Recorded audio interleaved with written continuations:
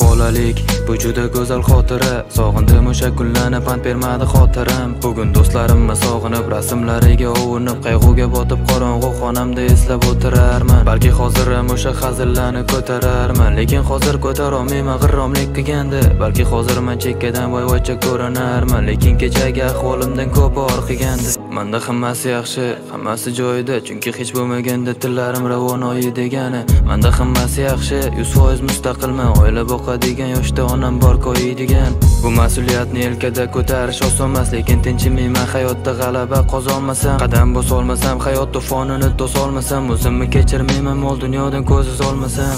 To'g'ri, balki men hozir eng uzoq yo'ldaman, balki men hozir 100daman yoki 0daman. Yana